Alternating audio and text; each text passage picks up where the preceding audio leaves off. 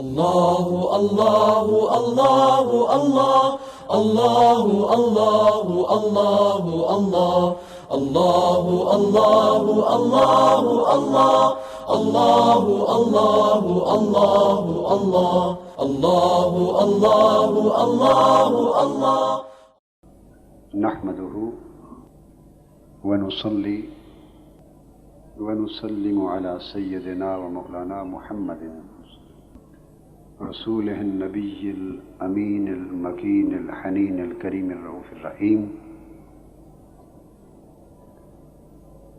أما بعد،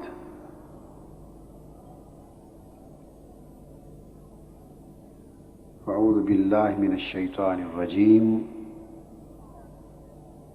بسم الله الرحمن الرحيم.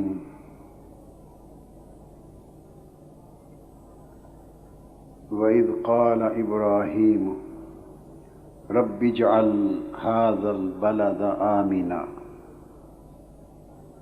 وَاجْنُبْنِي وَبَنِيَّ أَن نَّعْبُدَ الْأَصْنَامَ رَبِّ إِنَّهُنَّ أَضْلَلْنَ كَثِيرًا مِّنَ النَّاسِ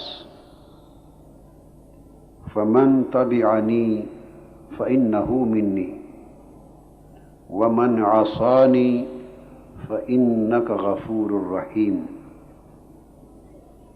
رَبَّنَا إِنِّي أَسْكَنْتُ مِنْ ذُرِّيَّتِي بِوَادٍ غَيْرِ ذِي زَرْعٍ عِنْدَ بَيْتِكَ الْمُحَرَّمِ رَبَّنَا لِيُقِيمُوا الصَّلَاةَ فاجعل أفئدة من الناس تهوي إليهم وارزقهم من الثمرات لعلهم يشكرون. صدق اللہ مولانا العظیم. معزز مشائخ و علماء کرام، معتکفین و معتکفات، خواتین و حضرات اور عزیزان گرامی قدر، اللہ رب العزت کا شکر ہے جس کی توفیق سے ہم ماہ رمضان المبارک کے عشرہ اخیرہ کے پہلے جمعہ میں حاضر ہوئے. آج میں نے سورہ ابراہیم سے چند آیتیں سیدنا ابراہیم علیہ السلام کے ذکر میں سے تلاوت کی.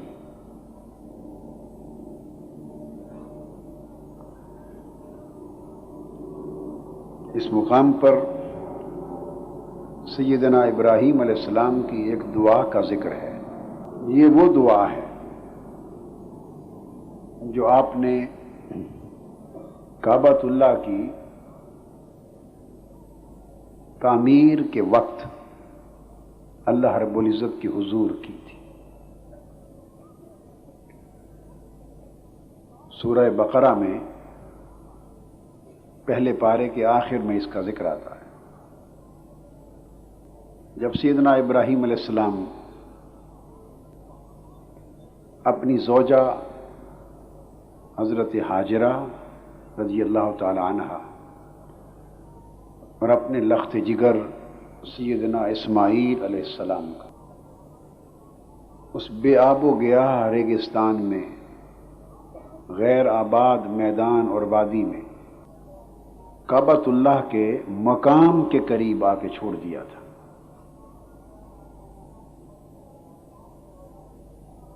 اس وقت کوئی شہر آباد نہیں تھا، اور یہ سیدنا ابراہیم علیہ السلام کی آزمائشوں میں سے ایک آزمائش تھی، جس کو قرآن مجید نے فرمایا وَإِذِ ابْتَلَىٰ إِبْرَاهِيمُ رَبُّهُ بِكَلِمَاتٍ فَأَتَمَّهُنَّ. جب اللہ نے ابراہیم علیہ السلام کو بعض باتوں میں آزمایا وَإِذِ ابْتَلَىٰ إِبْرَاهِيمَ رَبُّهُ بِكَلِمَاتٍ، ابراہیم علیہ السلام کے رب نے ان کی عبودیت کو اور ان کے عرفہ اور اعلیٰ مقام کو آزمایا چند واقعات کے ذریعے، فَأَتَمَّهُنَّ، آپ سب میں پورے اترے۔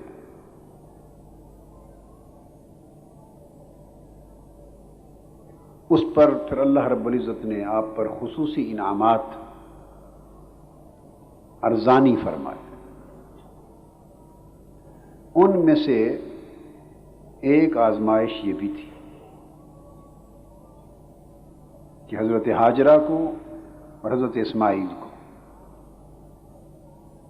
آپ بے آب ہو گیا ریگستان میں، اس جگہ پر جہاں آج شہر مکہ معظمہ آباد ہے، آ کے چھوڑ گئے۔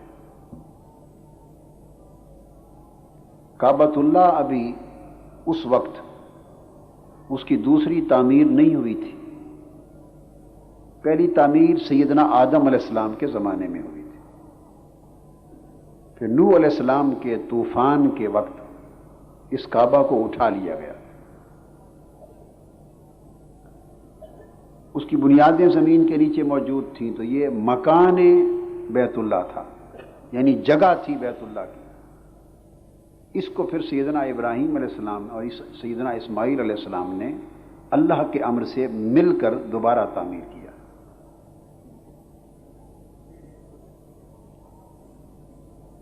اس مقام پر جب ابراہیم علیہ السلام ان کو چھوڑنے کے لیے آئے تو آپ نے دعا کی اللہ کے حضور، اس دعا کا یہاں ذکر ہے، اور آج میں اس مقام کی جو تفسیر بیان کروں گا وہ 3 طرح پر ہوگی۔ ایک تفسیر طریقت ہوگی، دوسری تفسیر حقیقت ہوگی، تیسری تفسیر معرفت ہوگی، یعنی 3 مختلف معانی ہوں گے الگ الگ تفسیر پر۔ تو ارشاد فرمایا جا رہا ہے، اور یاد کرو جب ابراہیم نے اپنے رب کے حضور عرض کیا رب اجعل ھذا البلد آمنا، اے میرے رب، تو عرض کیا باری تعالی اس شہر کو، شہر ابھی نہیں بنا تھا، شہر ابھی نہیں بنا تھا، اس شہر کو امن والا بنا دے۔ اب میں بہت سے جو علمی نکات ہوتے ہیں نا قرآنی اور تفسیری، ان میں نہیں جانا چاہتا، وہ سب نکات چھوڑ کر اصل مقصود کی طرف توجہ قائم رکھنا چاہتا ہوں۔ اگر ان میں چلا جاؤں تو پھر موضوع بہت پھیل جاتا۔ ایک سوال پیدا ہوتا ہے کہ شہر تو تھا نہیں، یعنی اس طرح کے نکات چھوڑ دوں گا، جو میں ایک بطور مثال کوٹ کر رہا ہوں، اس طرح کے 20 نکات ہوتے ہیں وہ چھوڑ دوں گا، وہ نہیں بیان کرنا چاہتا۔ سوال یہ پیدا ہوتا ہے کہ شہر تو نہیں تھا، تو آپ فرما رہے ہیں باری تعالیٰ اس شہر کو امن والا بنا دے۔ اس کا مطلب کیا ہوا؟ مطلب یہ کہ پیغمبر کی نگاہ اس بے آب و گیا ریگستان میں عرصہ دراز کے بعد شہر کے آباد ہونے کو دیکھ رہی ہے۔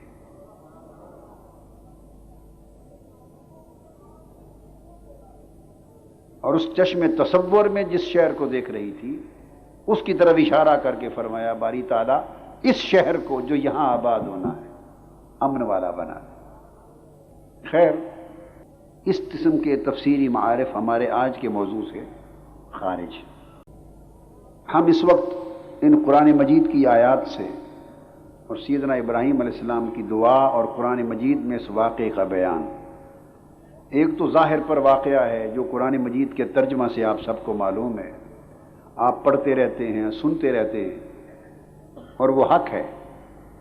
کچھ معارف ہیں جو اس قرآنی بیان سے طریقت کے مقام پر، کچھ حقیقت کے مقام پر، کچھ معرفت کے مقام پر اخذ ہوتے ہیں، حاصل ہوتے ہیں، تاکہ ان سے ہم اپنی روحانی تربیت اور روحانی ترقی اور روحانی کمال کا سبق حاصل کر سکیں۔ یہاں جب ہم اس باب میں اس جہت سے اس کی عرفانی تعبیر کرتے بطریق صوفیاء، بطریق عرفاء، بطریق اولیاء، عرفانی تعبیر کرتے ہیں، جس کو میں نے طریقت کی تعبیر کہا، تو ابراہیم علیہ السلام سے مراد یہاں انسان کی روح ہے، اور ابراہیم علیہ السلام چونکہ جد الانبیاء ہے، سردار ہیں انبیاء کے، مرسلین کے، اور جد ہیں انبیاء اور رسل کے، آپ کا مقام بڑا اونچا ہے۔ آپ کے اونچے مقام کی مناسبت سے یہاں ہم ابراہیم علیہ السلام سے مراد روح کو لے رہے ہیں کہ روح کو بھی انسان کی زندگی میں اتنا ہی اونچا مقام حاصل ہے، اور وہ ایک وجود مبارک ہے۔ گویا روح اللہ رب العزت کے حضور عرض کرتی ہے، رب اجعل ھذا البلد آمنا، تو ابراہیم علیہ السلام سے مراد تو روح ہوئی، تو اس شہر سے مراد کون ہوا؟ اس شہر سے مراد بدن ہے، اس شہر سے مراد بدن ہے، جس میں باری تعالیٰ نے روح کو لا کے رکھ دیا ہے، جس میں باری تعالیٰ نے روح کو داخل فرما دیا۔ انی خالق بشرا من صلصال من حمأ مسنون، یہ بدن کی کیفیت، اس مٹی سے، گارے سے، بجتے گارے سے، بودار سے یا گارے مٹی سے بنایا گیا ہے، ایک بدن ہے۔ پھر جب اس بدن کے اندر میں اپنی روح پھونک دوں، فَإِذَا سَوَّيْتُهُ وَنَفَخْتُ فِيهِ مِن رُوحِي فَقَعُوا لَهُ سَاجِدِينَ، تو سجدے میں گر جانا۔ اس روح کو پتہ ہے۔ اب جو روح اور بدن کی ہم باتیں کرتے ہیں، اکثر و بیشتر کرتا ہوں، اس کی اہمیت کیا ہے؟ اتنی اہمیت تو ہے، آپ دیکھیں کہ مولانا روم نے اپنی مثنوی لکھی تو اس کی ابتدا اسی روح اور بدن کی باتوں سے کی، کیونکہ روح ایک رونا رو رہی ہے، ہم کان دھر کے سن بھی نہیں رہے، یہ وہی بات ہو رہی ہے۔ روح عرض کرتی ہے باری تعالیٰ اس شہر بدن میں اور اس شہر جسم میں جس نے تو نے مجھے رکھا ہے، ٹھکانہ دیا ہے، اب اس کو امن بھی عطا کر، اس کو، اس بدن کے شہر کو اور جسم کے شہر کو امن عطا فرما۔ امن کس چیز سے؟ روح عرض کرتی ہے آمنا، اسے امن والا بنا، کس شے سے امن عطا کر؟ غلبہ نفس سے امن عطا فرما۔ اس روح کو پتہ ہے کہ اس بدن میں تو بہت کچھ آباد ہے، اس میں تو نفس ہے اور اس نفس کی صفتیں اور ان تمام صفتوں کے غلبے ہیں۔ نفس کی صفات ہیں، نفس امارہ کی صفات ہیں، پھر نفس لوامہ کی ہے، پھر نفس ملمہ کی ہے۔ اس نفس کی تو صفات ہیں، اس کے اندر تکبر کی صفت بھی ہے، تو تکبر کا بھی غلبہ ہوگا اس بدن میں۔ نفس میں حسد کی صفت ہے تو پھر حسد کا بھی بولیے غلبہ ہوگا، حسد کا بھی غلبہ ہوگا طبیعت پر، اور اس طبیعت کا اس بدن میں راج ہے۔ روح کا تو راج نہیں ہے، بدن کے شہر میں بولیے راج کس کا ہے، حکومت کس کی ہے؟ بولیے طبیعت کی۔ ہمارے بدن کے شہر میں راج، حکومت، سلطنت کس کی ہے؟ طبیعت کی۔ اور طبیعت پر راج کس کا ہے؟ نفس کا، بولیے نا، نفس کا۔ تو روح گھبرا گئی ہے، باری تعالیٰ تو نے مجھے اس شہر بدن میں رکھ تو دیا ہے، مگر اس بدن کے شہر میں تو نفس ہے، اور نفس کے تو بڑے ابواب ہیں صفتوں کے، تکبر کا غلبہ بھی ہے، حسد کا غلبہ بھی ہے، حرص اور لالچ کا غلبہ بھی ہے، رعونت کا غلبہ بھی ہے، حقد کا غلبہ بھی ہے، جھوٹ اور غیبت کا غلبہ بھی ہے، چغلی کا غلبہ بھی ہے، دنیا پرستی کا غلبہ بھی ہے، شہوت پرستی کا غلبہ بھی ہے، زر پرستی کا غلبہ بھی ہے، منافقت کا غلبہ بھی ہے، کدورت کا غلبہ بھی ہے۔ اس نفس کی تو بے شمار صفتیں ہیں، برائیاں ہیں، اور ہر برائی ایک دوسرے سے بڑھ کر انسانی طبیعت پہ غلبہ پائے ہوئے ہیں، غلبات نفس ہیں۔ روح عرض کرتی ہے باری تعالیٰ پھر مجھے اس شہر بدن میں جو رکھا ہے، تو پھر اس بدن کو، اس شہر کو نفس کے غلبات سے امن بھی عطا فرما، کیونکہ میں تو ان چیزوں کی شناسہ نہیں ہوں،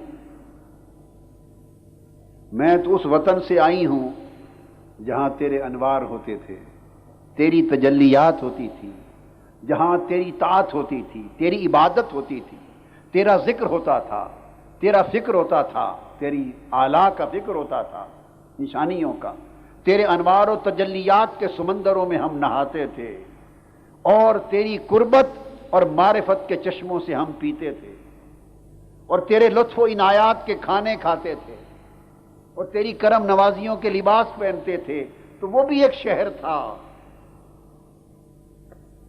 وہ تیرا شہر قربت تھا، شہر طاعت تھا، شہر عبادت تھا، شہر معرفت تھا۔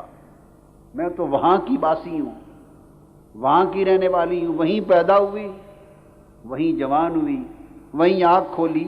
میں نے تو حسد، تکبر، غیبت، چغلی، جھوٹ، بے ایمانی، مکر، حرص، لالچ دیکھا ہی نہیں، میں نے تو دیکھا ہی نہیں۔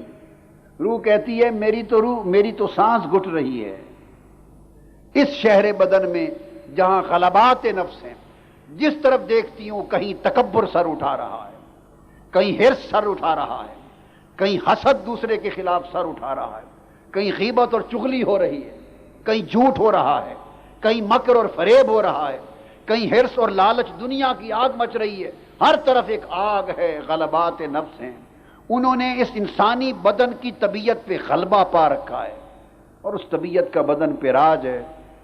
میں تو مر جاؤں گی، میں کیا کروں؟ عرض کرتی باری تعالیٰ اس بدن کو امن عطا فرما، تاکہ یہ جو ہوائے نفس اور غلبات نفس ہیں ان کے غلبے سے بدن کا شہر بچ جائے، اور پھر مجھے بھی امن اور سکون نصیب ہو۔ وَجْنُبْنِي وَبَنَيَّ أَن نَعْبُدَ الْأَصْنَامَ، اور مجھے اور میری اولاد کو، مجھے اور میری اولاد کو اس بات سے بچا، محفوظ رکھ کہ ہم بتوں کی پوجا کریں، ہمیں اس سے بچا کر رکھ، اس بات سے کہ ہم بتوں کی پوجا کریں۔ وہ بتوں کی پوجا کیا ہے؟ وجنبنی، مجھے بچا کے رکھ۔ مجھے تو سمجھ میں آ گئی بات کہ روح ہے، اور وہ روح کہتی ہے میری اولاد بھی ہے۔ اور روح کی اولاد کیا ہے؟ انسان کی عقل، انسان کی عقل روح کی اولاد ہے۔ عقل کی جو نظر ہے، سمجھ، یہ روح کی اولاد ہے۔ علم روح کی اولاد ہے، فکر روح کی اولاد ہے، ذکر اور یاد روح کی اولاد ہے۔ روح کہتی ہے باری تعالیٰ وجنبنی، مجھے بھی بچا اور محفوظ رکھ، بنیا، اور میری اولاد کو بھی بچا۔ تو میرے ساتھ اس جسم میں جو عقل ہے اسے بھی سلامتی دے اور حفاظت فرما، اور نظر کی بھی حفاظت فرما، علم کی بھی حفاظت فرما، فکر اور سوچ کی بھی حفاظت فرما، سمجھ بوجھ کی بھی حفاظت فرما، ذکر اور یاد کی بھی حفاظت فرما۔ کس چیز سے؟ ان نعبد الاصنام، کہ کہیں ہم بتوں کی پوجا نہ کرنے لگ جائیں۔ اور بت کیا ہیں؟ جن بتوں کی پوجا ہو رہی ہے، اصنام جمع کا صیغہ ہے، بہت سارے بت ہیں. کیا؟ بہت سارے بت ہیں. ہمیں ان بتوں کی پوجا سے بتا. اور وہ بتوں کی پوجا کیا ہے؟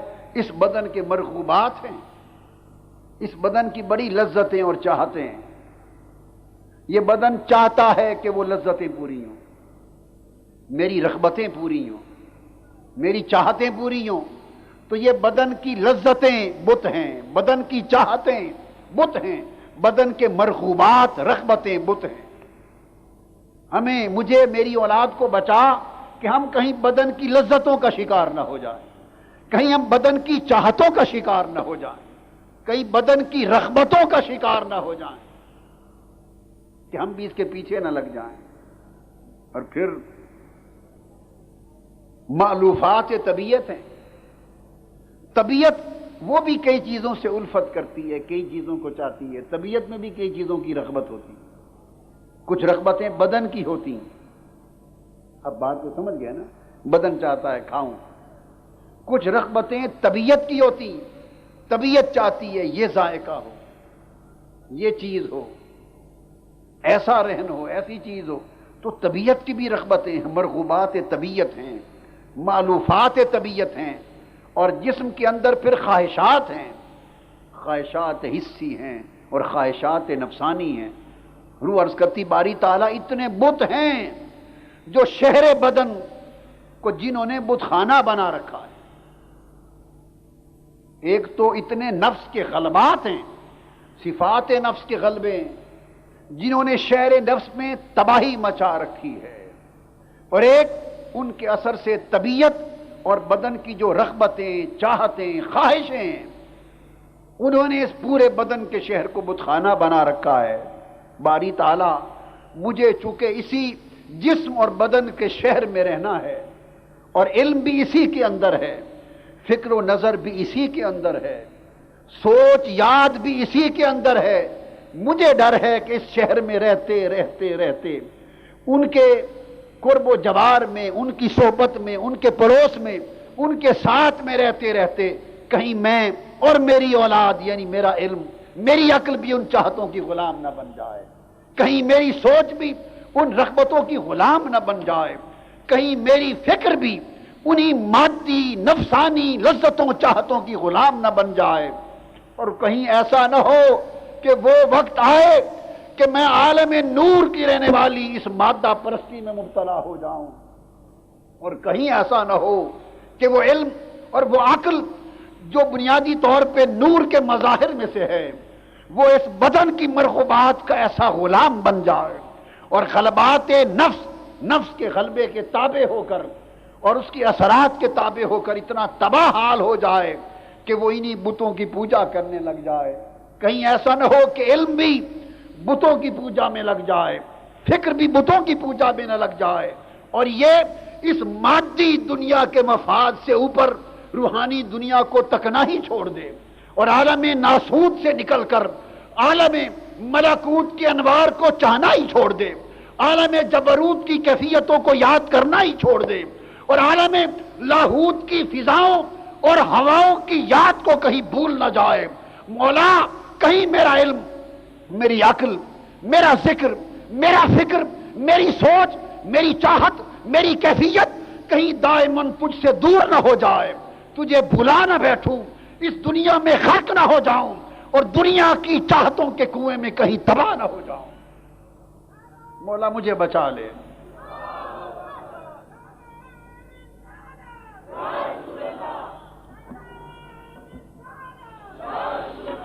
مولا مجھے بچا لے، میری اولاد کو بچا لے.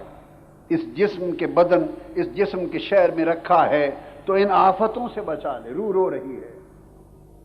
اسی کو مولانا روم کہتے ہیں بشنو از نے چوں حکایت می کنند وز جدائی ہا شکایت می کنند. کہ اس بانسری کو سنو، روح کی بانسری کو سنو، پوچھو کیوں رو رہی ہے، اس کا نالا، اس کا رونا، اس کا تڑپنا کیا ہے، کیا داستان سنا رہی ہے. اور جب عارف کان لگا کے روح کو سنتے ہیں تو انہیں آواز آتی ہے، روح کہتی ہے مولا کتنا اچھا وطن تھا، کتنا اچھا دیس تھا جہاں تو خود اپنی زبان سے پوچھتا تھا لست بربکم، کیا میں تمہارا رب نہیں ہوں؟ اور ہم جواب دیتے تھے قالوا بلا، مولا تو نہیں تو اور کون ہے؟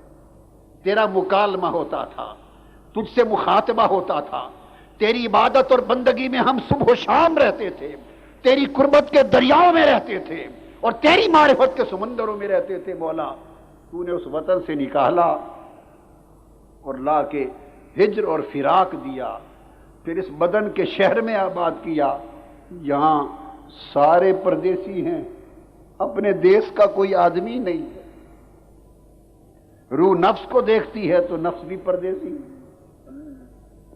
نفس بھی روح چاہتی ہے، انسان چاہتا ہے نا کہ کوئی ہم وطن ملے، کوئی دیس والا ملے، کوئی میری باتوں کو سمجھنے والا ملے، کوئی دکھ سنے، کوئی سمجھے، تاکہ آپس میں ایکسچینج آف ویوز ہو جائے۔ وہ روح نفس سے بات کرتی ہے تو نفس بولی ہی اور بولتا ہے، اسے پتہ ہی نہیں وہ یار کی وادی کیا تھی، وہ اور چکروں میں ہے۔ طبیعت سے بات کرتی ہے روح تو طبیعت کی رغبت ہی نہیں ہے اس طرف، روح تڑپتی ہے، پریشان ہوتی، وہ کہتی باری تعالیٰ کہیں ایسا نہ ہو کہ اس شہر میں رہتے رہتے میں اور میری اولاد نفس کے بتوں کی پوجا میں نہ لگ جائیں۔ رب انہن اضللن کثیرا من الناس، باری تعالیٰ ان بتوں نے بہت سے لوگوں کو پہلے بھی گمراہ کر دیا ہے۔ بولو، ان بتوں نے گمراہ کر دیا ہے یا نہیں؟ جی، ان بتوں نے بہت سے لوگوں کو پہلے بھی گمراہ کر دیا۔ کیسے گمراہ کر دیا ہے؟ بعضوں نے ان بتوں سے تعلق بنا لیا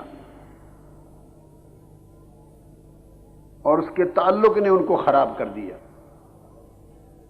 خالی تعلق نے خراب کر دیا۔ بعض ان رغبتوں کے اندر جذب ہو گئے، انجذاب تک جا پہنچے۔ کیا؟ انجذاب، جذب ہو گئے، یعنی ان رغبتوں میں ڈوب گئے، ان مادی نفسانی چاہتوں اور خواہشوں میں غرق ہو گئے، تباہ حال ہو گئے۔ اور بعض اس سے آگے بڑھے اور احتجاب عن الحق تک جا پہنچے، اتنے ڈوبے کہ حق نے ان کے ساتھ پردہ پوشی کر لی، حق نے پردہ ڈال دی کہ بندے اب تو نے ہمیں اتنا ہی بلا دیا ہے تو پھر ہم تجھ کو بلا دیتے۔ احتجاب، پردہ پڑ گیا۔ اب جب پردہ پڑ جائے تو سمجھ ہی کچھ نہیں آتی ہے۔ اب اس کے بعد ارشاد ہوتا ہے، عرض کرتے ہیں باری تعالی فمن تبعنی، پس جو کوئی میری پیروی کرے، فإنہ منی، روح کہتی ہے جو میری راہ پہ چلے، ان میں سے اگر نفس میری راہ پہ چل جائے تو وہ پھر مجھ سے ہی ہو گیا، یعنی میرے جیسا ہو جائے گا۔ ہائے ہائے۔ اور روح کی راہ پر اگر نفس چل پڑے تو مطلب کیا؟ وہ امارہ کی حالت سے نکل آئے، لوامہ بن جائے، پھر ملہمہ بن جائے، پھر مطمئنہ بن جائے، پھر راضیہ بن جائے، پھر مرضیہ بن جائے، پھر کاملہ بن جائے۔ روح کی راہ پہ چل پڑا نا۔ اسی طرح فمن تبعنی، اگر طبیعت میری راہ پہ چل پڑے تو اس سے یہ پتہ چلتا ہے کہ نفس کے اندر بھی یہ صلاحیت اللہ نے رکھی ہے کہ اگر اس پر محنت کی جائے، اس پر محنت کی جائے تو اس محنت کے نتیجے میں وہ روح کی راہ پہ چل سکتا ہے۔ اپنی اصلیت تو اس کی نہیں بدلتی، مگر اس کے خواص بدلنے لگ جاتے، اثرات بدل جاتے۔ اور طبیعت میں بھی اللہ پاک نے یہ خوبی رکھی ہے کہ طبیعت بھی روح کی راہ پر چل سکتی، اگر نفس کی راہ پہ چل سکتی ہے تو روح کی راہ پر بھی چل سکتی ہے۔ لہذا ہمیں ضرورت اس امر کی ہے کہ ہم نفس اور طبیعت پہ ایسی محنت کریں کہ وہ روح کی راہ پہ چل پڑے، روح کی بولیے راہ پہ چل پڑے۔ اب یہاں ایک مثال دیتا ہوں، دو کتے لے لیں، ایک عام کتا ہے اور ایک شکاری کتا ہے، کلب معلم، سکھایا ہوا کتا ہے، شکاری۔ عام کتے کو چھوڑ دیں، جو چیز نظر آئے گی کھائے گا، چیرے گا، پھاڑے گا، سب کچھ کرے گا، عام کتے کو چھوڑ دیں۔ اس کے برعکس شکاری کتے کو دیکھیں، مالک کتے کو چھوڑتا ہے، سیدھا جا کے شکار کو پکڑتا ہے، شکار کو مارتا بھی نہیں جان سے اور کھاتا بھی نہیں، اس کو پکڑ کے مالک کا انتظار کرتا ہے اور لا کر مالک کے قدموں میں رکھ دیتا۔ یہ عام کتا نہیں کر سکتا، کرتا ہے؟ بولیے نا۔ یہ مثال میں نے اس لیے دی، اس سے بڑی مثال اور کیا دوں گا کہ اتنی صلاحیت تو سمر جانے کی کتے میں بھی ہوتی ہے۔ ہائے ہائے ہائے ہائے، سمر جانے کی اتنی صلاحیت تو کتے میں بھی ہوتی ہے کہ شکار کرتا ہے اور کھاتا نہیں، بے شک خود بھوک سے نڈال کیوں نہ ہو، 24 گھنٹے کا بھوکا ہو، بھوک سے نڈال ہو، اس کی طبیعت بھی چاہتی ہے کہ شکار کو کھا جاؤں، مگر وہ اپنی طبیعت کی پیروی نہیں کرتا، اپنے مالک کی پیروی کرتا ہے۔ کتا، شکاری کتا، کیونکہ وہ سکھایا ہوا کتا، کتا سیکھ جائے تو طبیعت کی بات نہیں مانتا، اپنے نفس کی بات نہیں مانتا، وہ بھی مالک کی خواہش، مالک کی رضا اور اس کا احترام کرتا۔ اگر کتا اتنا بدل سکتا ہے تو بندے تیرا نفس کیوں نہیں بدل سکتا؟ تو نفس پہ محنت کر، اپنی طبیعت پہ محنت کر۔ وہ بھی کتا تھا جو اصحاب کہف کی غار کے دہنے پر بیٹھا تھا، یہ اصحاب کہف اس کو بھگاتے تھے، دوڑاتے تھے۔ اس نے پوچھا مجھے کیوں بھگاتے ہو، مار کے کیوں دوڑاتے ہو؟ اصحاب کہف نے کہا بادشاہ ظالم ہے، ہم اس سے بچ کر چھپ کر نکل رہے ہیں، تو کتا ہے، تو بھونکے گا اور تیرے بھونکنے سے ہمارے دشمنوں کو پتہ چل جائے گا، وہ آ کے ہمیں پکڑ لیں گے۔ اصحاب کہف کے کتے نے کہا کہ میں کسی غیر کا کتا نہیں، اللہ والوں کا کتا ہوں، میں بھونکتا نہیں ہوں، میں بھونکنے والا کتا نہیں ہوں، میں بھونکنے والا کتا، تو کتے کا کام ہے بھونکنا، مگر وہ 300 سال غار پہ بیٹھا رہا، کتا ہو کر بھونکا نہیں۔ تو کتے کو بھونکنے کی عادت سے بھی ہٹایا جا سکتا ہے۔ اصحاب کہف غار کے اندر تھے، وہ کتا غار کے دہنے پر تھا، نہ ان کو کھانے کا کچھ ملتا تھا، نہ کتے کو کھانے کا کچھ ملتا تھا۔ وہ تو اللہ کی بارگاہ سے، اللہ کی بارگاہ سے وہ تو ملکوتی خوراک سے زندہ رہے، مگر کتے کو کون سی خوراک پہنچتی تھی؟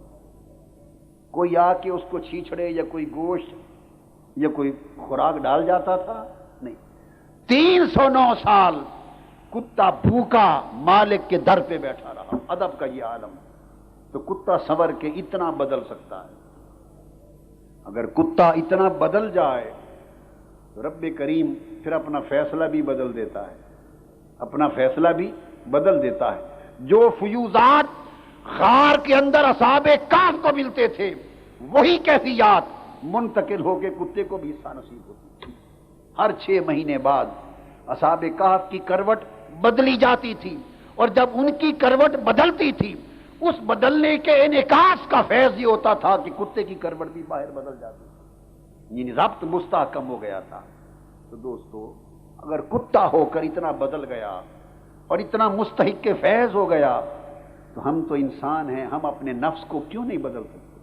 عرض کرتی ہے روح فمن تبعنی، نفس ہو یا طبیعت، جو میری راہ پہ چل پڑے گا فإنہ منی، وہ میری طرح کا ہو جائے گا، میرا جیسے ہو جائے گا، میرے جیسا ہو جائے گا۔ ومن عصانی فإنک غفور الرحیم، اور جو میری نافرمانی کرے اور میری مخالفت کرے، میری مخالفت کرے، تو دیکھیے یہ نہیں فرمایا جو میری مخالفت کرے وہ پھر مجھ سے نہیں، یہ تو یہ تھا، یہ مشن والوں کے لیے تلقین ہے، کارکنوں، لیڈروں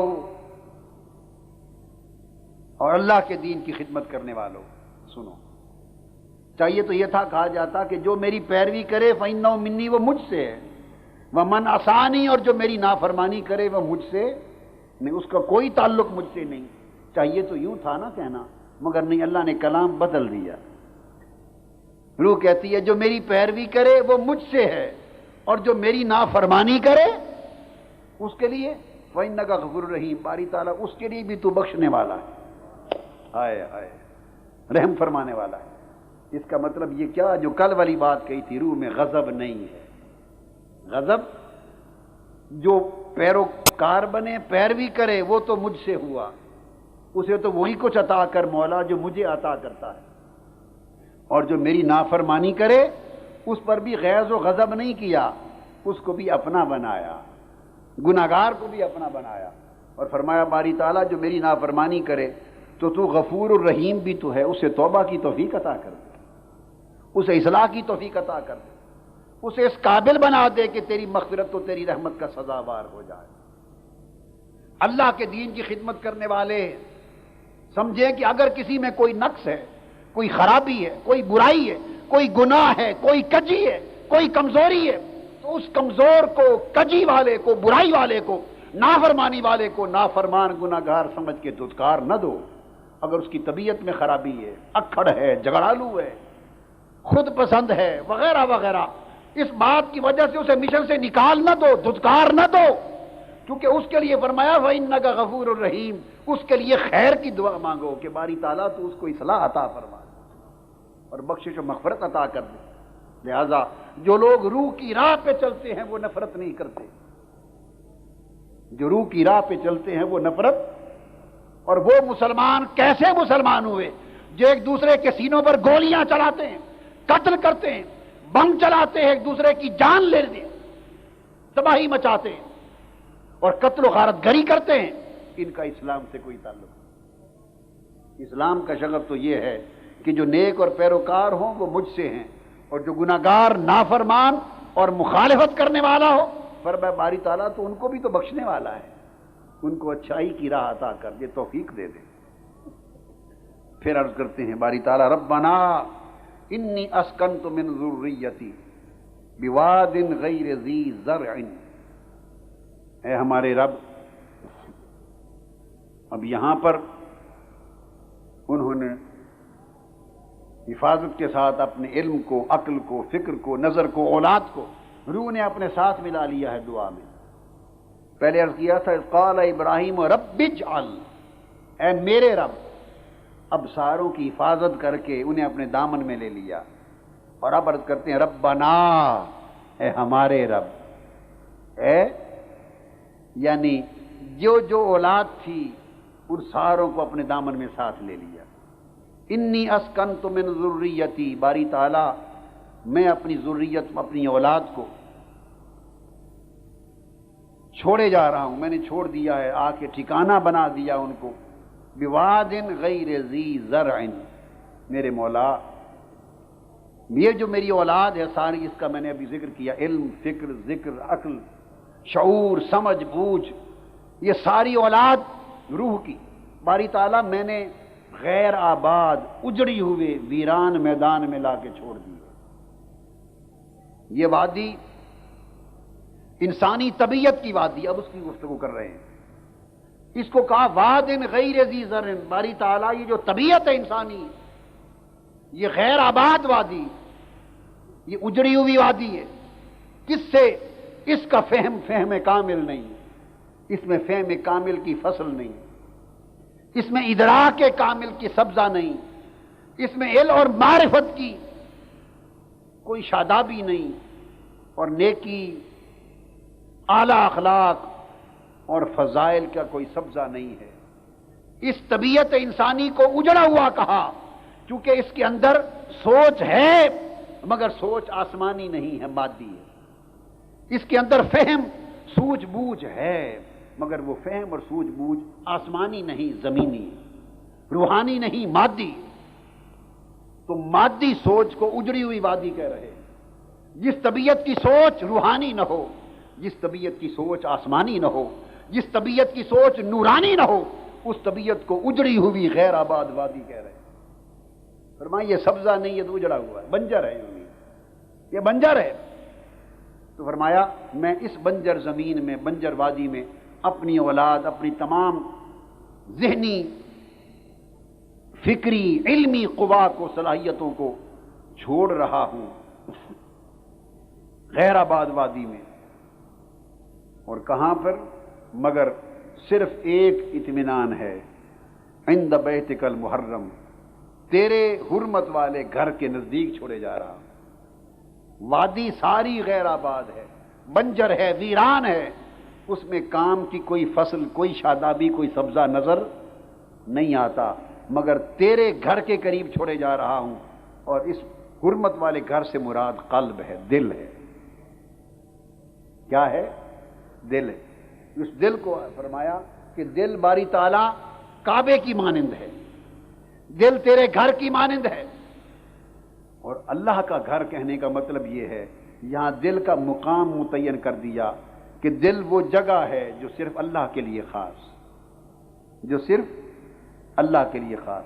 ربنا لیقیم الصلاۃ، باری تعالیٰ اس لیے تاکہ اس تیرے حرمت والے گھر تیرے دل کے ارد گرد رہیں اور نماز ادا کریں، یعنی مناجات کریں، مناجات کریں، عبادات کریں. ربنا لیقیم الصلاۃ، تاکہ تیری عبادت اور مناجات میں مشغول ہو جائیں، فکر، سوچ، علم، سب کچھ ان کا رخ تیری طرف ہو جائے. فاجعل افئدۃ من الناس تہوی الیہم.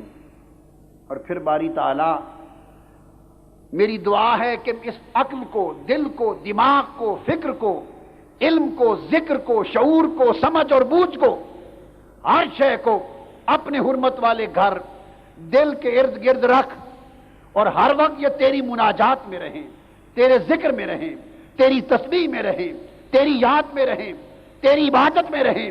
ان چیزوں کا دھیان تیری طرف ہو، ان صلاحیتوں کا رخ تیری طرف ہو، ان استعدادوں کی سمت تیری طرف ہو. اور پھر کیا ہو؟ فاجعل افئدۃ من الناس، اور پھر جو لوگ ہیں تہوی الیہم، ان کے دل ان کی طرف پھیر دیں. یہاں لوگوں سے مراد پھر حواس ہیں، یہ دیکھنا، سننا، سونگھنا، چکھنا، یہ جو حواس خمسہ ہیں، پھر عقل کے حواس ہیں.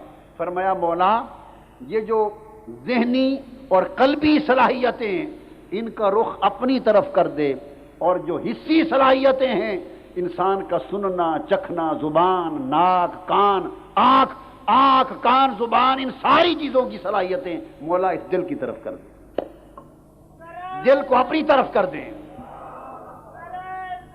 مولا دل کو اپنی طرف کر دے، دل کو اپنی طرف کر دے، اور حواس کو دل کی طرف کر دے، اور دل کو پھر روح کا میرا پیروکار کر دے.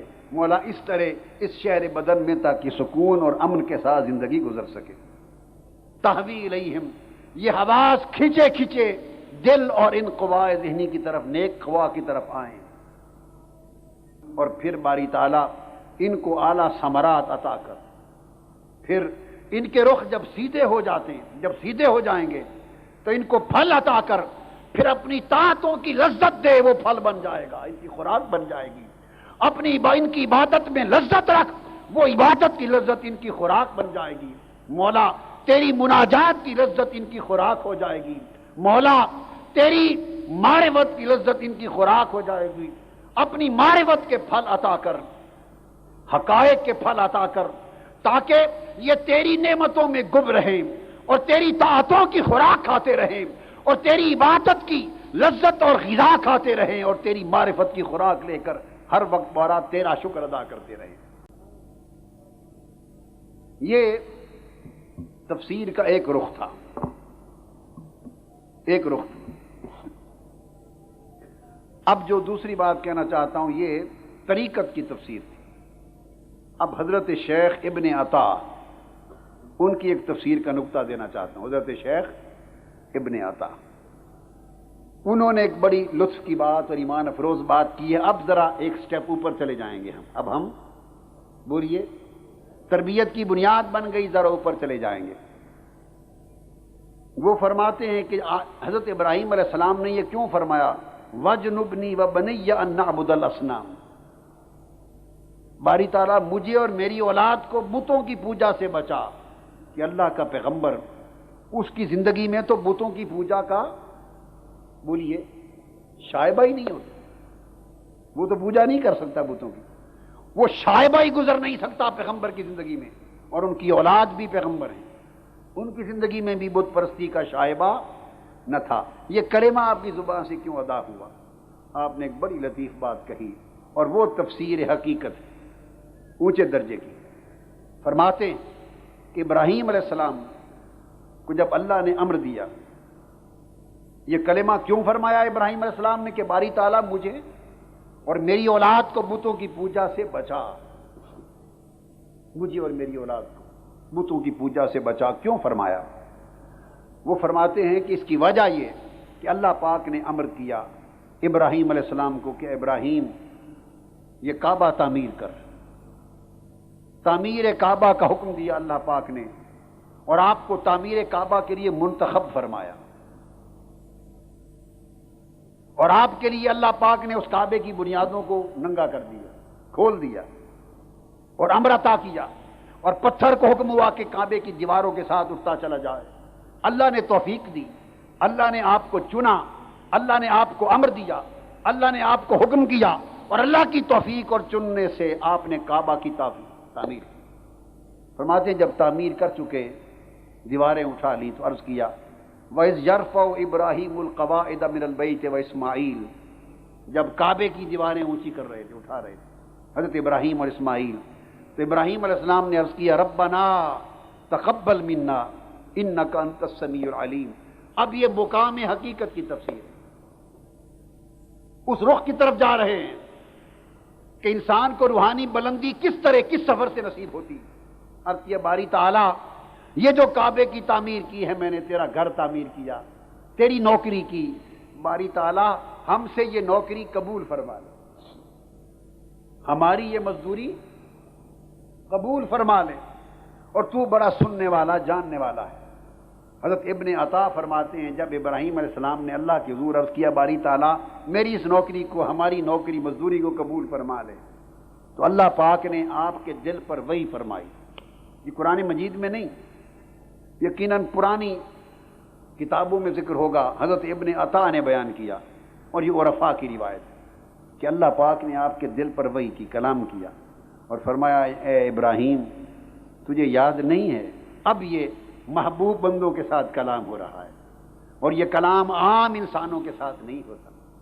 اللہ پاک مخاطب ہے، فرماتا ہے ابراہیم تجھے معلوم ہے کہ کعبے کی تعمیر کرنے کا حکم میں نے تجھے دیا تھا، تجھے معلوم ہے کہ اس تعمیر کعبہ کے عظیم کام کے لیے میں نے ہی تم کو منتخب فرمایا، اور تجھے معلوم ہے کہ یہ احسان میں نے ہی کیا تم پر، اور توفیق دی کہ اس گھر کو تعمیر کرے اور تو اس کی دیواروں کو اٹھا لے، اور سارا کچھ میں نے کیا، اور ابراہیم یہ سارا کچھ تو میرے عطا کرنے سے کیا ہے، اور پھر تو اس مزدوری اور محنت کو اپنی شے تصور کر رہا ہے، اور عرض کر رہا ہے باری تعالیٰ میری مزدوری کو قبول فرما لے، تیری کون سی مزدوری؟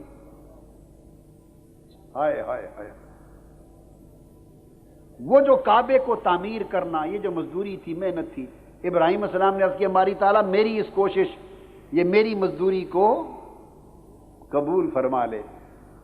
آپ نے اپنے فعل کی قبولیت کی دعا کی تھی، اور اپنے فعل کو دیکھا تھا کہ یہ کعبہ میں نے تعمیر کیا، اس کعبے کی بنیادوں سے ہم نے اس کی دیواروں کو اٹھایا، چنائی کی، اور اللہ کے گھر کی تعمیر مکمل کی، اور عرض کیا باری تعالیٰ یہ جو مزدوری کی ہے میں نے اسے قبول فرما۔ عام شخص جب یہ کہتا ہے تو اس کی دعا قبول ہوتی، اس لیے کہ عام شخص کا مقام اور مرتبہ یہ ہے، مگر ابراہیم علیہ السلام خلیل ہیں، ابراہیم علیہ السلام خلیل ہیں، خلیل دوست کو کہتے ہیں، یہ دوستی اور خلت کا مقام ہے۔ جب ابراہیم علیہ السلام نے اللہ کی اس دوستی کے مقام پر فائز ہو کر عرض کیا باری تعالیٰ اس کعبے کو تعمیر کرنے کا میرا ہلکا سا کام، میری مزدوری، میری محنت قبول کر، تو دوستی کے اس مقام پر اللہ پاک نے اس کو فرمایا ابراہیم تو مقام خلت پہ فائز ہو کر مجھ سے عرض کرتا ہے کہ میری مزدوری قبول کر، یعنی اپنے فعل کو دیکھ رہا ہے، اپنے فعل کو دیکھ رہا ہے، اور میرے احسان کو نہیں دیکھتا۔ کہ یہ فعل صادر کیوں ہوا؟ میں نے احسان فرمایا تو تجھے توفیق ہوئی، میں نے تمہیں چنا تو پھر تو کعبے کی تعمیر کے قابل ہوا، میں نے تجھے امر کیا تو پھر تو اس نیک کام کے لیے آگے بڑھا۔ یہ تیرا کعبہ تعمیر کرنا میرا ہی تو امر تھا، اس کعبے کی چنائی کرنا میرا ہی تو چناؤ تھا، اس کعبے کی تعمیر کی توفیق عطا کرنا میرا ہی تو احسان تھا، تو میرے ہی احسان کو قبول ہونے کی دعا کر رہا ہے، میری توفیق کے قبول ہونے کی دعا کر رہا ہے۔ ابراہیم، عام آدمی کا مقام یہ ہے کہ میں ہر شخص کو نیک کام کی توفیق دیتا ہوں، اور عام آدمی چونکہ اپنے فعل کو دیکھتا ہے اس لیے اپنے فعل کے قبول ہونے کی دعا کرتا ہے۔ مگر ابراہیم، تم عام انسانوں کے مقام سے نکل کر تجھے مقام خلت پر فائز کر دیا، میں نے تجھے اپنے خاص دوستی کے مقام پر فائز کر دیا، اور جب کوئی میرا دوست ہو جاتا ہے پھر وہ اپنے فعل کو نہیں دیکھتا، فاعل کو دیکھتا ہے۔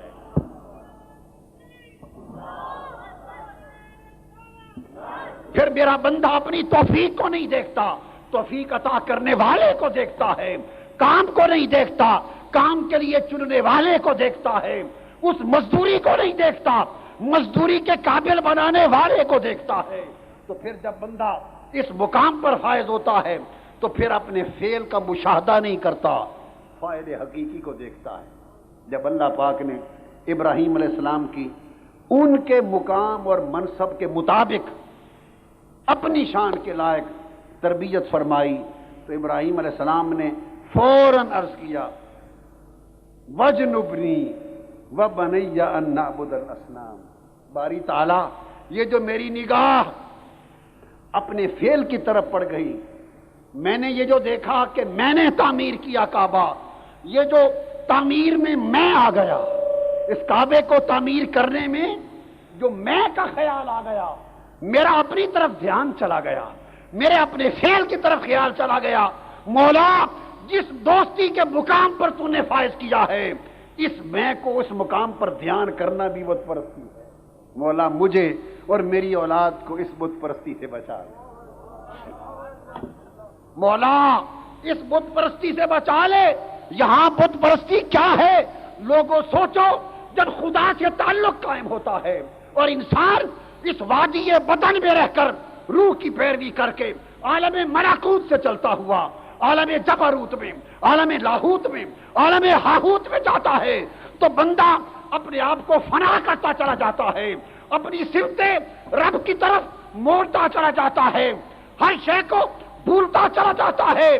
ذاکر ہمہ ذکر و ذکر مذکور شبد، جب صرف مولا ہی مولا یاد رہتا ہے تو اس بندے کا مقام یہ ہے کہ پھر جو فعل کرتا ہے اسے اپنا فعل اپنا دکھائی نہیں دیتا، مولا کا کرم دکھائی دیتا ہے۔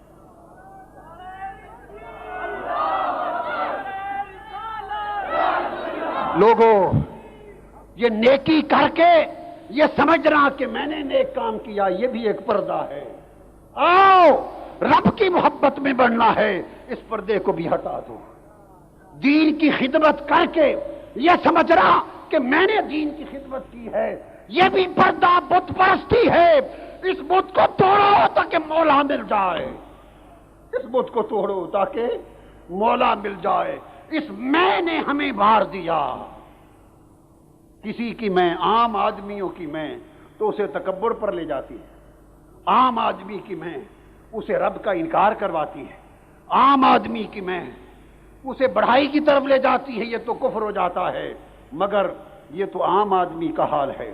وہ لوگ جو مقام قرب پر فائز ہوتے ہیں، جو مقام خلت پر فائز ہوتے ہیں، جو خدا کی دوستی اور محبت کی بارگاہ میں بٹھائے جاتے ہیں، ان کے ہاں میں کا مفہوم بدل جاتا ہے۔ وہ اگر اتنا دھیان کر لیں کہ میں نے نماز پڑھی، میں نے روزہ رکھا، میں نے حج کیا، میں نے دین کی خدمت کی، میں نے دین کی اقامت کی جد و جہد کی، میں نے رات دن دین کے لیے لگائے، میں نے رات دن اللہ کی مخلوق کے لیے لگائے، میں نے رات دن حضور کی امت اور اسلام کی عظمت اور حیا کے لیے لگائے۔ ارے جو کچھ کرتا پھرے، جہاں میں لگتی جائے گی مولا سے حجاب اور پردہ گرتا جائے گا۔ بندے، جو کچھ تو کرے اس میں نہ دیکھ، اس کو دیکھ جو تجھے اس کے قابل بنا رہا ہے۔ اپنے آپ کو نہ دیکھ، اس کو دیکھ جو تجھے توفیق عطا کر رہا ہے۔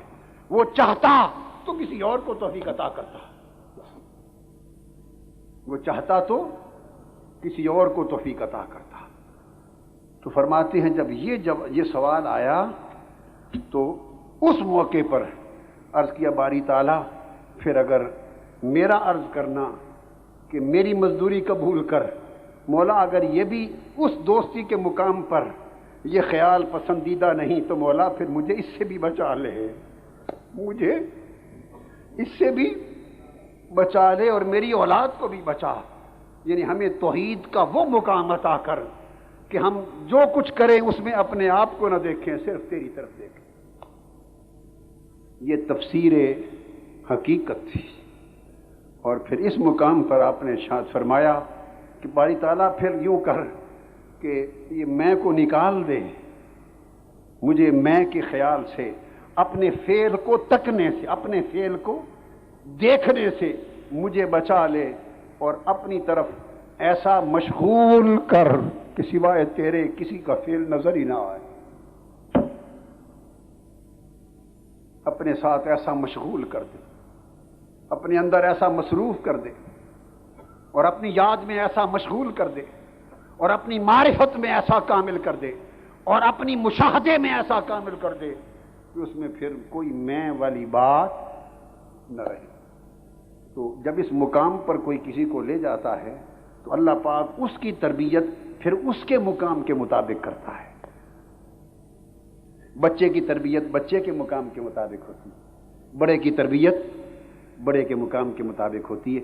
یہی بات سیدنا موسیٰ علیہ السلام نے کی تھی۔ طور پر 30 راتیں اللہ نے اپنے پاس بٹھایا، 30 راتیں بٹھا کے اللہ نے کلام کیا، اور پیارا پیارا کلام جو اللہ کا سنا تو موسیٰ علیہ السلام کا دل مچل اٹھا، روح تڑپ اٹھی، تو دل میں خیال آیا مولا پیاری پیاری باتیں کرتا ہے، سناتا ہے، کبھی اپنا مکھڑا بھی دکھا۔ عرض کیا رب ارنی انظر الیک، دعا کی تھی، بالکل اسی طرح کی بات، اسی طرح کی بات، ربنا تقبل منا، ہماری مزدوری کو ہماری طرف سے قبول کر لے۔ عرض کیا رب ارنی، مولا مجھے اپنا آپ دکھا، انظر الیک، میں چاہتا ہوں کہ میں تجھے دیکھ لوں۔ موسیٰ علیہ السلام نے عرض کیا تھا رب ارنی، مولا مجھے اپنا آپ دکھا، اپنا جلوہ کرا، مولا اپنا دیدار کرا، انظر الیک، تاکہ میں تجھے تک لوں، میں تجھے تک لوں۔ رب کائنات نے موسیٰ علیہ السلام کو بے ہوشی عطا کر دی، بے ہوشی عطا کر دی، بے ہوش ہو کے گر پڑے تھے اس تجلی کے اثر سے۔ وہ تجلی شاید آپ کو بے ہوش نہ کرتی، اس کا انعکاس، مگر تربیت مقصود تھی۔ اور قرآن کہتا ہے فلما افاقا، جب وہ پھر ہوش میں آئے تو پہلے بے ہوش کر دیے گئے۔ جو بے ہوش کرنے کا مطلب یہ تھا کہ جو پہلا ہوش تھا وہ چھین لیا، جو پہلا ہوش تھا وہ لے لیا۔ پہلا ہوش کیا تھا؟ وہ پہلا ہوش تھا جس میں کہتے تھے انظر الیک، میں تجھے دیکھ لوں۔ اس پہلے ہوش میں میں بھی تھا اور تو بھی تھا، اس پہلے ہوش میں میں تجھے دیکھ لوں، میں بھی تھا اور تو تجھے بھی تھا۔ وہ عرض کرتے تھے باری تعالیٰ مجھے اپنا آپ دکھا، پہلے ہوش میں کی بھی خبر تھی اور محبوب کی تجھے تیری بھی خبر تھی۔ رب کائنات نے فرمایا موسیٰ مجھے دیکھنے کے لیے جب تک ہوش میں کا رہے تب تک مجھے نہیں دیکھا جا سکتا۔ اس ہوش کو ختم کیا اور جب دوبارہ نیا ہوش دیا اس میں کا ہوش ختم ہو گیا تھا، صرف تو ہی تو تھا۔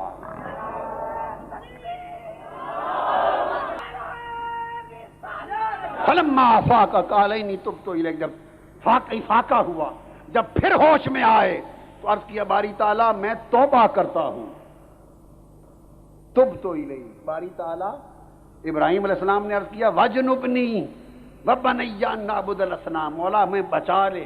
موسیٰ علیہ السلام ہوش میں آئے، عرض کیا تبت الیک، باری تعالیٰ توبہ کرتا ہوں، کس شے سے؟ کہ تیرے حضور ہو کر میں نے میں کو پہچان لیا، یہ جو میں کا خیال تھا اس سے توبہ کرتا ہوں، اب تو ہی تو ہے۔ اب تو جب انسان فنائیت تامہ میں جاتا ہے اور اپنے ہونے کا احساس مٹا دیتا ہے، اپنے ہونے کا احساس مٹا دیتا ہے اور مشاہدہ حق میں اس طرح غرق اور فنا ہوتا ہے کہ پھر صرف اسی کا ہوش باقی رہتا ہے، اسی کی خبر باقی رہتی ہے، تو پھر حجابات اٹھا دیے جاتے اور مشاہدہ ذات سے نوازا جاتا اور فرمایا ربنا انی اسکنت من ذریتی بواد غیر ذی زرع، باری تعالیٰ میں نے اپنی ذریت کو اس وادی میں چھوڑ دیا اور ایسا چھوڑ دیا کہ اس وادی غیر ذی زرع کا معنی یہ ہے کہ اب نہ ان کا مجھ سے تعلق رہا، روح کہتی ہے، نہ ان کا مجھ سے تعلق رہا نہ کسی اور سے تعلق رہا، ان دا بیتک المحرم، مولا تیرے ساتھ چھوڑ دیے اور تیرے سوا ان کے سارے تعلق کاٹ دیے۔ اب مولا ان کی جہت اپنی طرف کر لے اور ساری مخلوق کی جہت ان کی طرف کر دے۔ تو مطلب یہ کہ جو لوگ ہر سمت سے اپنے تعلق کو کاٹ کر توڑ کر اللہ کی طرف اپنے تعلق کو جوڑ دیتے ہیں، تو جو لوگ ہر طرف سے منہ موڑ کر اللہ کی طرف منہ کر لیتے ہیں، تو اللہ ان کی توجہ کو جب قبول کرتا ہے تو علامت یہ ہے کہ ساری مخلوق کی توجہ ان کی طرف ہو جاتی ہے، بندے کی طرف توجہ اللہ کی طرف ہو جاتی ہے اور مخلوق کی توجہ اس بندے کی طرف ہو جاتی ہے، یہ ایک سلسلہ قائم ہو جاتا ہے۔ یہ تفسیر حقیقت ہے اور امام جعفر صادق رضی اللہ تعالیٰ عنہ نے بھی اس مقام پہ ایک تفسیر کی، سیدنا امام جعفر صادق نے، اور وہ تفسیر معرفت ہے۔ تفسیر حقیقت میں تو اپنے فعل کو دیکھا تھا سیدنا ابراہیم علیہ السلام نے، اس پر عرض کیا باری تعالیٰ مجھے اور میری اولاد کو اس اپنے فعل کو دیکھنے سے محفوظ فرما لے، اور سیدنا امام جعفر صادق رضی اللہ تعالیٰ عنہ فرماتے ہیں کہ وجنبنی وبنی ان نعبد الاصنام، کیوں فرمایا؟ کیوں فرمایا مجھے بچا لے اور میری اولاد کو کہ ہم بتوں کی پوجا کریں؟ امام جعفر صادق اور اونچا چلے گئے، چونکہ امام ہیں اونچا چلے گئے اور فرماتے ہیں وہ یہ کہ ابراہیم علیہ السلام عرض کرتے ہیں باری تعالیٰ تو نے مجھے، وہ تو تھا نا کہ اب دعا کی باری تعالیٰ مجھے اس بات سے بچا لے کہ میں اپنے فعل کو دیکھوں، اپنے عمل کو دیکھوں، اور امام جعفر صادق فرماتے ہیں نہیں، ابراہیم اس سے بھی اونچے ہو گئے، اس سے بھی اونچے ہو گئے تھے۔ انہوں نے وجنبنی و بنیہ میں اور بات کہی، عرض کیا باری تعالیٰ مجھے تو نے مقام خلت عطا کیا، اپنی دوستی کا مقام عطا کیا، وجنبنی و بنیہ نعبد الاصنام، مولا اب مجھے ایسا کر دے اور بچا لے اور اتنا ہر چیز سے بچا کہ یہ جو مجھے تو نے اپنی دوستی کا مقام کیا ہے میں یہ بھی دیکھ نہ سکوں، مقام خلت بھی نہ دیکھوں، میں اپنے مقام کا مشاہدہ بھی نہ کروں، تاکہ میرا دھیان اس امر کی طرف بھی نہ جائے کہ تیرا دوست، تیری دوستی سے نوازا گیا ہوں، تیرے انعام سے نوازا گیا ہوں، تیری قربت سے نوازا گیا ہوں اور تیری بارگاہ کی قربت اور بڑی اونچے مقام سے نوازا گیا ہوں، مولا تو نے جو دوستی عطا کی ہے یہ بھی تیرا کرم ہے، مجھے ایسا کر دے کہ وہ بھی میں اپنی دوستی کے مقام کو نہ دیکھوں، اس میں بھی تجھی کو دیکھتا رہا۔ وبنیہ، اور میری اولاد کو، فرمایا مجھے تو نے خلت کا مقام عطا کیا اور میری اولاد اسماعیل کو اور اسحاق کو اور پھر میری اولاد یوسف کو اور اعلیٰ حضر قیاس میری اولاد کو تو نے مقام نبوت عطا کیا، مولا مجھے اور میری اولاد کو ایسا کر دے کہ ہم میں سے جو دوستی کے مقام پر فائز ہو وہ اپنی دوستی کا مشاہدہ، مقام دوستی کا مشاہدہ نہ کرے، جو محبوبیت کے مقام پر فائز ہو وہ مقام محبوبیت کا مشاہدہ نہ کرے، جو نبوت کے مقام پر فائز ہو وہ اپنے مقام نبوت کے مشاہدہ میں گم نہ ہو، جو رسالت کے مقام پر فائز ہو وہ اپنے مقام رسالت کے مشاہدے میں گم نہ ہو، مولا تو جسے جس مقام پر فائز کرے وہ اس مقام کے مشاہدے پر فائز نہ ہو بلکہ صرف تیرے مشاہدے میں گم رہے، تیرے مشاہدے میں گم رہے۔ جب اپنا مقام دیکھے گا تو پھر اس کے حقوق بھی خیال میں آئیں گے، اس کے حقوق بھی خیال میں آئیں گے۔ تو ابراہیم علیہ السلام کی یہ دعا قبولی، باری تعالیٰ ہمیں اپنے مقام کے مشاہدے میں مشغول نہ کر، بلکہ صرف اپنے مشاہدے میں مشغول کر۔ اور پھر عرض کیا وَبَنِيَّ میری اولاد کو، میری اولاد کو۔ اور حضور سیدنا ابراہیم علیہ السلام کی اولاد میں پھر سب سے اونچی اولاد محمد مصطفیٰ کی ذات پاک صلی اللہ علیہ وسلم۔ وہ جو دعا کر دی تھی، وہ دعا پھر یہاں تک پہنچی کہ باری تعالیٰ مجھے اپنے مقام خلت کے مشاہدے میں مشغول نہ کر۔ اور اولیاء کہتے ہیں کہ ابراہیم علیہ السلام کو خلت کا مقام تھا، یہ دوستی میں ظاہر معنی ہے، اور تاجدار کائنات حضور سیدنا محمد مصطفیٰ صلی اللہ علیہ وآلہ وسلم کو پھر یہ محبت کا مقام تھا، محبوبیت کا مقام تھا۔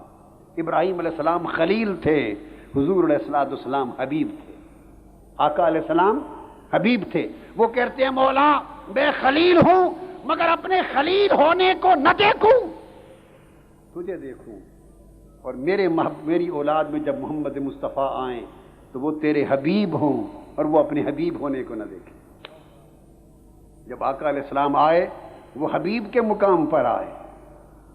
خلیل تو نیچے مقام تھا، خدا کی دوستی کا مقام تھا، وہ اللہ کی دوستی کا مقام تھا۔ حبیب خدا کے محبوب کا مقام تھا۔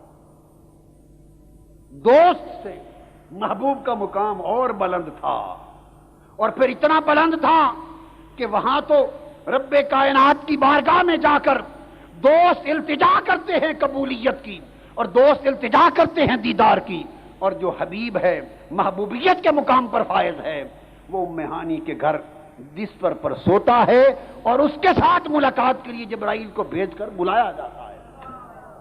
موسیٰ طور پہ آ کر ملاقات کی التجا کرتے ہیں، اور مصطفیٰ سوئے ہوئے ہیں، جبرائیل کو بھیج کر ملاقات کے لیے بلایا جاتا ہے۔ دوست اور پیغمبر طور پر جا کر دیدار کی التجا کرتے ہیں اور بے ہوش ہوتے ہیں، اور محبوب مقام کعبہ قوسین پر بلا کر ما زاغ البصر وما طغی، پردے اٹھا دیے جاتے ہیں، نگاہیں جمال یار کرتی ہیں، بے ہوشی تو درکنار، آنکھ پھٹکنے بھی نہیں پاتی۔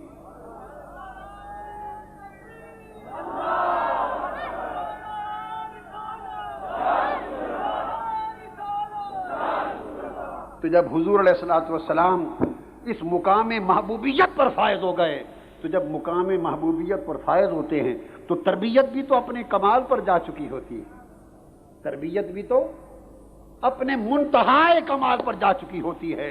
اس لیے جب حضور کی آمد ہوئی اور آپ کو مقام محبوبیت پر بٹھایا گیا تو عالم یہ تھا کہ مقام محبوبیت کا تھا کہ گزرے تو سدرۃ المنتہا پر ملائکہ جمع ہو کر ایک جھلک کو ترتے۔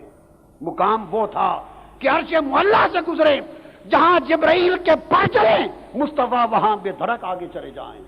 محبوبیت کا مقام وہ تھا کہ کعبہ قوسین پر پڑے، ایک قدم مصطفیٰ اٹھائے، اگلا قدم خدا اٹھائے،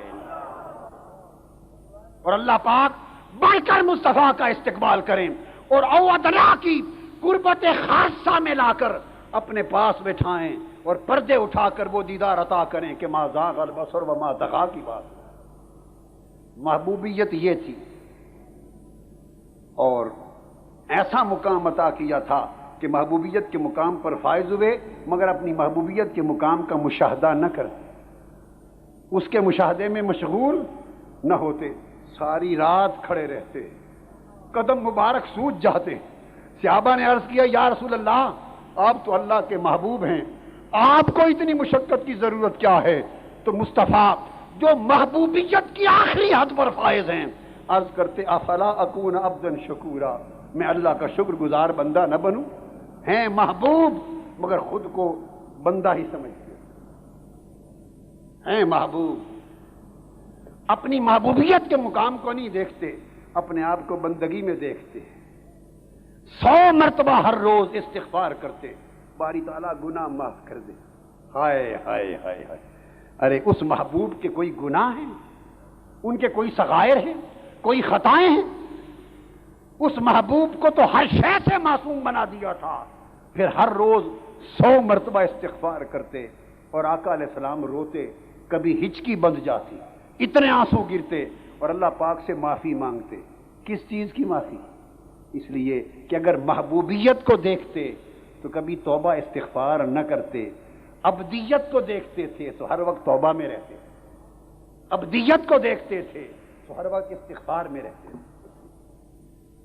خزانے ساری کائنات کے، دنیا اور عقبہ کے سب عطا کر دیے تھے، مگر عرض کرتے میں کسی شے کا مالک نہیں، میں تو بندہ محتاج۔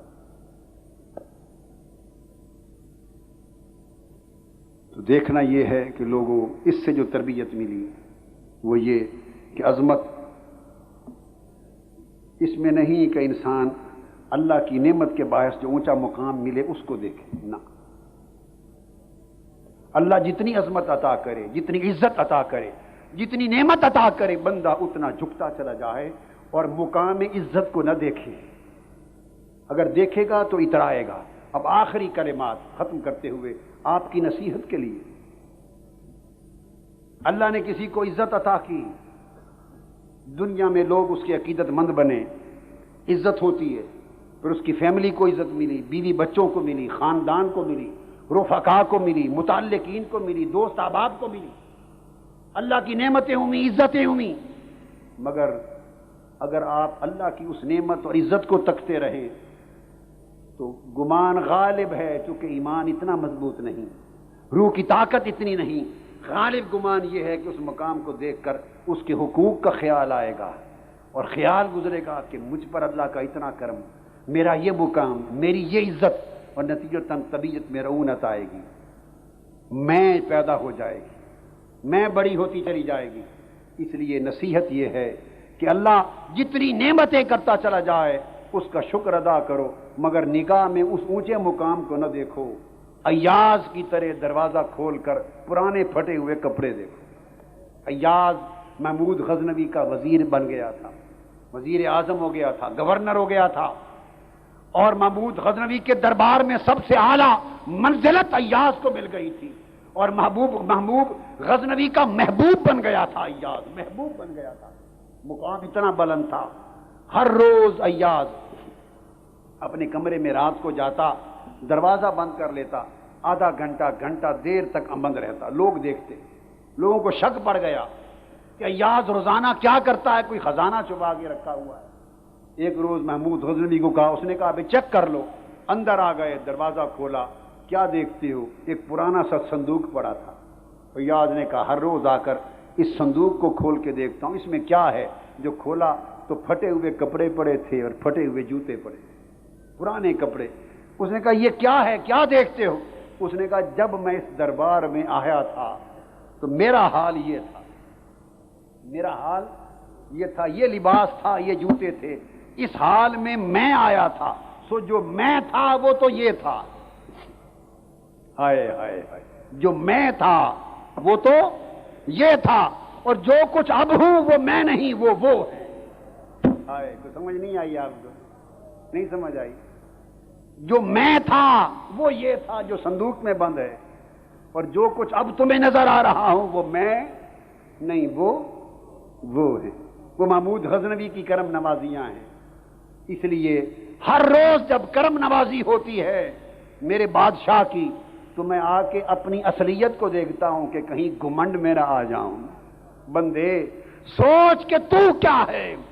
کبھی سوچا وہ تیرے باپ نے ایک پلیت پانی کا ایک قطرہ گرایا تھا تیری ماں کے پیٹ میں، رحم میں ایک نجس قطرہ گرایا تھا، اس نجس قطرے سے تیرا وجود بنا، سو بندے جو تو ہے وہ تو نجس قطرہ ہے۔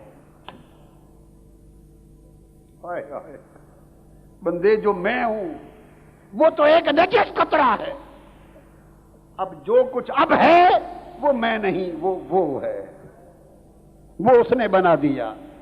یہ اس کا کرم ہے کہ نجس قطرہ سے تجھے انسان اشرف المخلوقات بنا دیا، تمہیں حسن دے دیا، جمال دے دیا، جسامت دے دی، صحت دے دی، سلامتی دے دی، تندرستی دی، علم دی، عقل دی، پھر دنیا میں عزت دی، اور بڑھا کے تجھے کیا سے کیا کر دیا۔ اگر کیا سے کیا ہو جانے کے بعد بندے تو سمجھے کہ تو یہ ہے، تو یہ تیرا مغالطہ ہے، تو یہ نہیں۔ یہ جو کچھ تیری شانیں، تیری عظمتیں، تیری عزتیں اور دنیا میں تیری تعریفیں جو کچھ ہو رہی ہیں، یہ تو نہیں، یہ تو وہ الحمدللہ ہے